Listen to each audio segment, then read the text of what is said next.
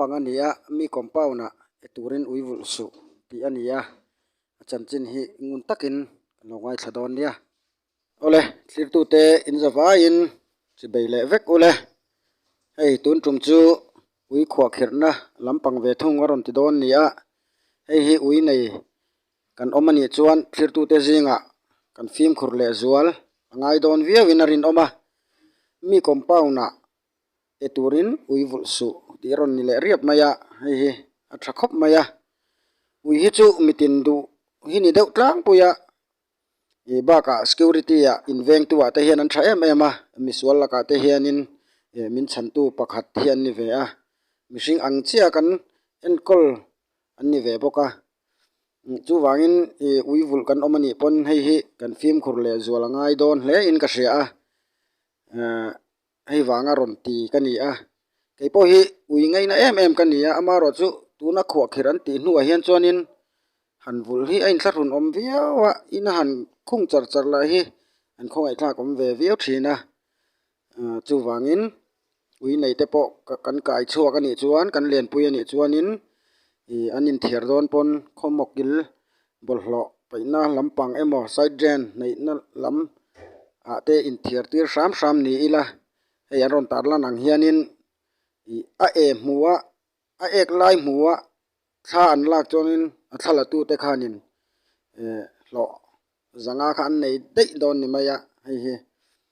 mihring hi kan in ang lo he tiang ti du tam tak hi an nom le dona chu wain kan fim khur ngai vim ka hria tuna zalen news in ron tar lan ang hianin a thu chiang zawk hi kan ron chiaranga hemi video lo ena lo ngai thla in omani chuanin ngun tak khan kan lo ngai thla anga kan lo fim khur le zual zawk nan tuna an thu ziak hi kan lo chiarange April ni som pariat sang ni som ni pali Zarkot local council chuan an veng huam chunga ran khwa khir lo te chu thakop mai thu chu tir zel don thu chu an siama Zarkot local council chuan abikin anei tu tel lawa ui chua khap tlat ani ti antar lang kholaya ui elai hmu chuan ui thalak saka local council member tu hne na ko thon tur ani chuwang chuan ui nei tu in zanga an choi tir anga a report tu ten poisa an nei zel ang a report tu te thup an ni ang ti in an tar lang bok hei hi thu chua chuanin a thakhop maya achan chu hetianga a elai hmufuwa thlan lo lak saka local council member tu emo nena an thon ani hlo chuanin zanga an choinga a report tu te khanin zanga khan dong vele hlo don ania ma ro chu hming vel te khan ron thup sak don ni a hei kan fim khur zual nan a tha in ka hria a ti du tok te pon lo omanga ti lo te pon om thonga kha chu mihring kan in ang vek lowa mi aron thu chu hi chu a thakhop mai ole news in aron tar lan ang hianin hei